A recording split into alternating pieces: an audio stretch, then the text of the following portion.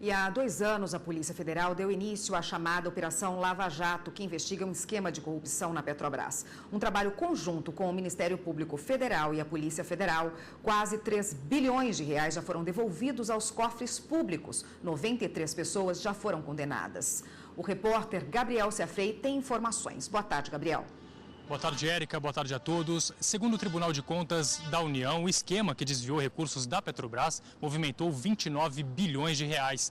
Érica, de acordo com a Polícia Federal, esse número é ainda maior, podendo chegar a 42 bilhões de reais. Desse total, 2 bilhões e 900 milhões de reais já foram recuperados. Outros 2 bilhões e 400 milhões que estavam nas contas de investigados também estão bloqueados por determinação judicial. As 37 ações penais propostas pelo Ministério Público geraram a condenação de 93 pessoas, o que, somadas as penas, dá mais de 990 anos de prisão. 484 mandados de busca e apreensão foram cumpridos, 134 de prisão e 117 de condução coercitiva. Vamos acompanhar um pouquinho melhor na reportagem. A atuação da Justiça é decisiva para o avanço das investigações e punição dos envolvidos em esquemas de corrupção. O Poder Judiciário autoriza desde interceptações telefônicas, quebras de sigilo fiscal e bancário e determina medidas cautelares, como, por exemplo, a prisão preventiva de pessoas que possam oferecer risco às apurações. Desde 17 de março de 2014, há exatos 2 anos, a Justiça brasileira atua na investigação de irregularidades em contratos com a Petrobras, a conhecida Operação Lava Jato, que investiga crimes cometidos na maior estatal do país. Nessa operação, Ministério Público, Justiça Federal e a Polícia Federal tiveram acesso a dados e descobriram um esquema de desvios bilionários de recursos da estatal. As investigações apontam irregularidades em contratos de empreiteiras com a Petrobras.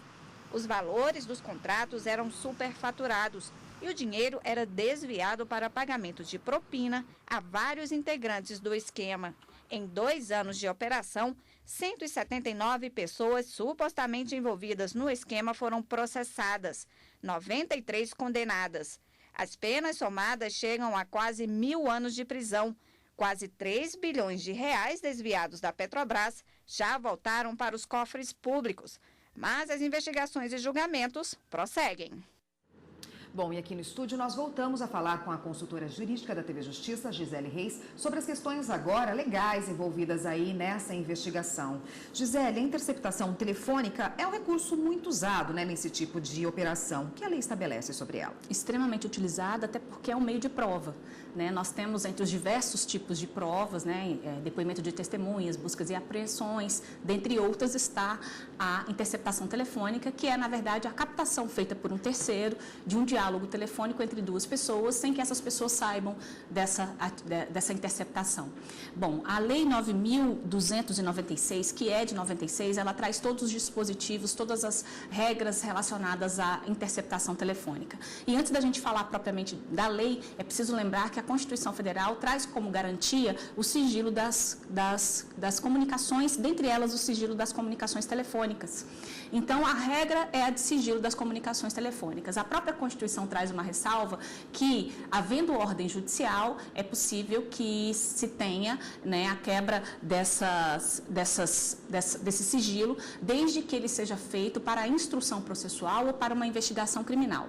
Isso já dá alguns requisitos. A leitura desse artigo, que é um dos incisos do artigo 5º da Constituição, já nos dá alguns requisitos da interceptação telefônica, ou seja, ela só pode acontecer se for para a apuração de crimes. Não serve para a apuração de outros ilícitos, apenas de crimes. É preciso que tenha uma ordem judicial e que essa ordem judicial seja fundamentada. A lei também estabelece que só é possível a interceptação telefônica quando for necessária para apurar crimes punidos com reclusão. Então, não são todos os tipos de crimes que podem ser apurados também por esse instrumento de prova. Somente crimes mais graves, que são aqueles apenados com reclusão. E a necessidade, então, de que ela seja determinada por uma ordem fundamentada, e ela pode acontecer tanto na fase de inquérito policial, que é uma fase pré-processual, que antecede a ação penal.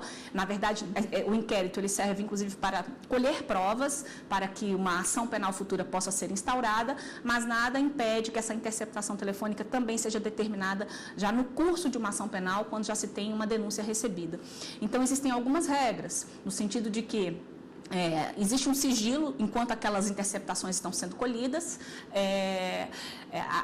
aquelas, dentro daqueles elementos, né, que forem colhidos ali, todas as interceptações que forem feitas, se elas forem gravadas, elas devem ser transcritas, e no momento em que há a transcrição, aquilo que não interessar ao processo, de acordo com o que está previsto na lei, ele deve ser, na verdade, eliminado dos autos. Então, há um regramento, esse regramento está previsto nessa lei de 1996. Agora, rapidamente, Gisele, em relação ao foro privilegiado, o que isso muda em relação a investigações? Bom, nós falamos ontem aqui na bancada do jornal, apenas para relembrar, quando se fala de foro privilegiado, é o mesmo que dizer foro especial prerrogativa de função, o que significa dizer que algumas pessoas, em razão da função que exercem, né, elas têm o direito de serem julgadas por uma instância diferenciada do cidadão comum.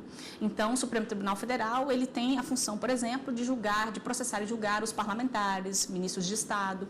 Então, isso é o foro privilegiado, isso é o foro especial prerrogativa de função.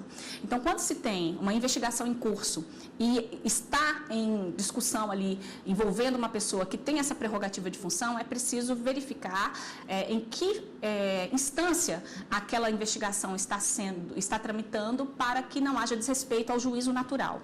Então, se envolver, né, a investigação alguma autoridade que tenha o foro especial prerrogativa de função vinculado, por exemplo, ao Supremo Tribunal Federal, aquelas investigações elas devem ser direcionadas para a instância superior. Agora, é importante lembrar, e eu vou fazer isso rapidamente, apenas de um caso que aconteceu aqui no Supremo Tribunal Federal, em 2010, no julgamento da ação penal 396, envolvendo o Natan Donadon, houve a renúncia, logo depois que houve a inclusão desse caso para julgamento no plenário, houve a renúncia do Natan Donadon, exatamente para tentar evitar o julgamento perante a Supremo Tribunal Federal.